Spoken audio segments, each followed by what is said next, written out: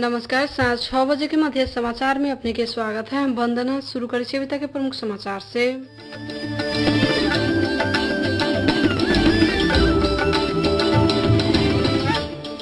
नेपाली तीर्थयात्री चढ़ल बस दुर्घटना भेला से 7 गोटे के भेल मृत्यु, 32 गोटे भेल घायल। नेपाल आ चीन बीच द्विपक्षीय व्यापार के प्रवर्धन करे के लेल रणनीति तैयार करे के भेल सहमति। मधेसी दल से बीच के कार्यगत एकता मजबूत बनावे के मोर्चा कहलक निर्णय। आइयो गुरु रामदेव के संसद भवन से 3 किलोमीटर दूरी पर रंजीत सिंह फ्लाईओवर से कैल गेल पकड़ाव। अब समाचार विस्तार से। सर्लाही में विद्युत चुहावट नियंत्रण टोली 300 ग्राहक के घर से हुकिंग हटैले है। नौकलवा, पिपराहा, मोहनगंज, पररिया, ईश्वरपुर के सागरनाथ, भक्तिपुर के चौलीखा लगायत के क्षेत्र से हुकिंग हटाए के तार नियंत्रण में लेले से प्राधिकरण शाखा मलंगमा जनैले है। विद्युत चोरी नियंत्रण अभियान अंतर्गत गेल सुपरवाइजर जागेश्वर राम नेतृत्व के टोली 2 एसपी के पानी ताने वाला मोटर, एगो मिल के मोटर नियंत्रण में लेवे के साथे 300 हुकिंग हटाले से सुपरवाइजर देव नारायण महतो जानकारी दिलन। प्राधिकरण शाखा मलंगमा कर्मचारी, जनपता, सशस्त्र प्रहरी सहित के संयुक्त टोली खटा के सर्लाही में विद्युत चोरी नियंत्रण अभियान संचालन कर रहा है।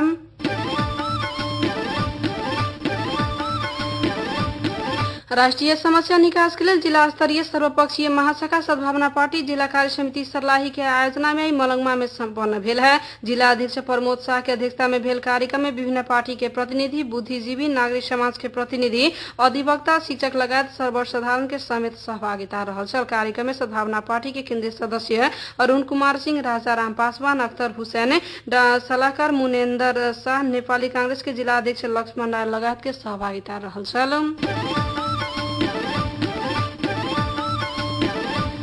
सर्लाही मलंगमा में मधेसी प्राध्यापक फोरम नेपाल के तदर्थ समिति गठन कल गेल है। मधेसी जन अधिकार फोरम नेपाल के केंद्रीय सदस्य कृष्ण देव यादव के अध्यक्षता में तथा पार्टी के केंद्रीय अध्यक्ष उपेंद्र यादव के प्रमुख आतिथ्य में घिनलैनु समावी विद्यालय में बैसल बैठक 10 सदस्यीय समिति गठन कैले है। समिति के संयोजक में मेथल प्रसाद यादव, सह संयोजक में राम बच्चन राय लगायत के सदस्य सब रहल है।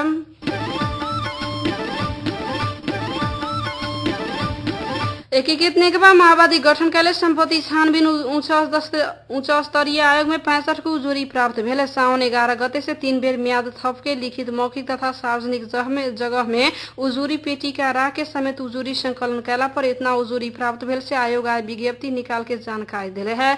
आयोग के संयोजक अमिक शेरचन निकालले विज्ञप्ति में उजुरी लेवे के काम भी आई समाप्त भेला। प्राप्त उजुरी सब के बारे में अब छानबीन के काम अगाडि बढ़ाल जात से हो जानकारी दिलन।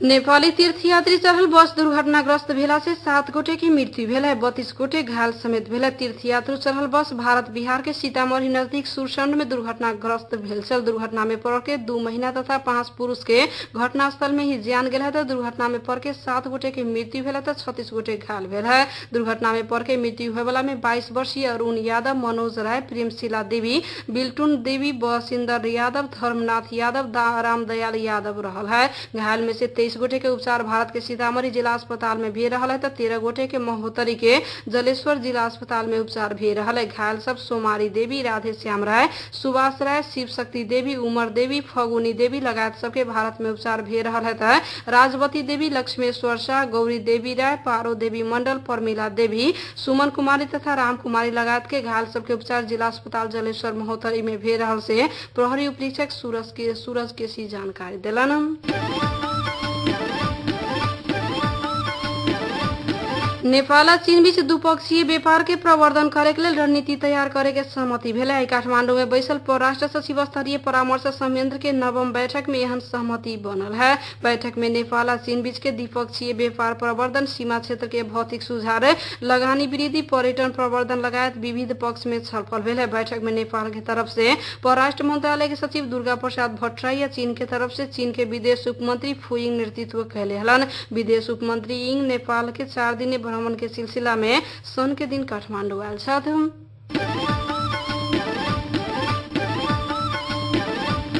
जातीय पहचान सहित के संहिता संविधान के विवादित मुद्दा समिति के जगह गठन करे के कहल गेल मोर्चा के विषय में छलफल करे के लिए सरकार समर्थक दल सब के बैठक शुरू भेल है। प्रधानमंत्री निवास बालुआटार में अभी कुछ देर पहले शुरू भेल बैठक में सरकार में रहला सरकार के समर्थन करे वाला 21 दल के सहभागिता रहल है। बैठक में इससे पहले गठन करे के तय कल गेल गठबंधन के विधान आ कार्य योजना के विषय में छलफल भेल से सद्भावना पार्टी के अध्यक्ष तथा स्वास्थ्य मंत्री राजेंद्र महतो जानकारी दिलन। इससे पहले बृहस्पति के दिन बैसल बैठक में संघीय लोकतांत्रिक गठबंधन बनावे के सहमति भेल रहे।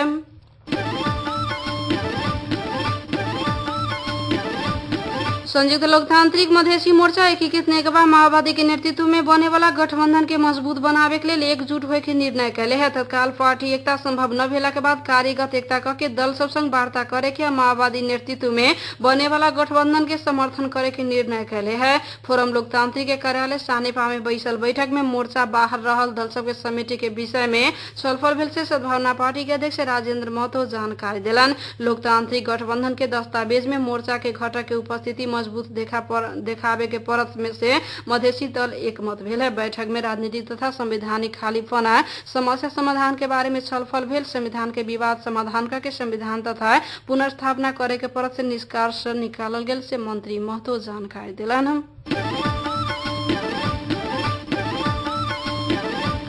विभिन्न 17 राजनीतिक दल में आबद्ध विद्यार्थी संघ संगठन प्राविधिक शिक्षा तथा व्यावसायिक तालीम परिषद सीटीईटी में विभिन्न मांग राख के लगैले ताला खोलल गेल। सीटीईटी के पदाधिकारी या आंदोलनरत भातृ विद्यार्थी संघ संगठन बीच भेल वार्ता में परीक्षा से पहले ही प्रश्न पत्र बाहर भेला से छानबीन करे के सीटीईटी भीतर के आर्थिक अनियमितता नकली परीक्षार्थी या संबंधन आदि विषय में सहमति भेला के बाद आई ताला खोलल गेल है।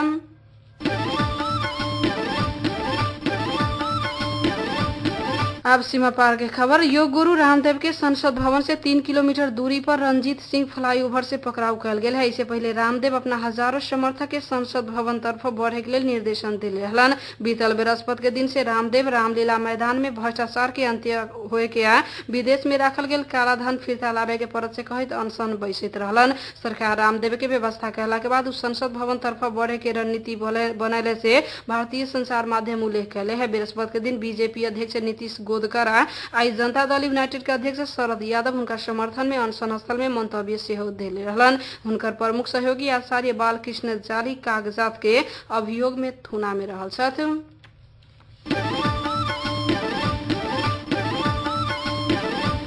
मध्य समाचार के अंत में प्रमुख समाचार एक बेर फिर से। नेपाली तीर्थयात्री चढ़ल बस दुर्घटना भेला से 7 गोटे के भेल मृत्यु, 32 गोटे भेल घायल। नेपाल आ चीन बीच द्विपक्षीय व्यापार के प्रवर्धन करे के लेल रणनीति तैयार करे के भेल सहमति। मधेसी दल सब बीच के कार्यगत एकता मजबूत बनावे के मोर्चा कैलक निर्णय। योग गुरु रामदेव के संसद भवन से 3 किलोमीटर दूरी पर रंजीत सिंह फ्लाईओवर से कैल गेल पकड़ाव। अही के संग साँझ 6 बजे के मध्य समाचार आइटम समाप्त हुई। वंदना दिया जाए कि आज्ञा सुनते रहो रेडियो मधेश 89.3 मेगाहर्ट्ज। नमस्कार।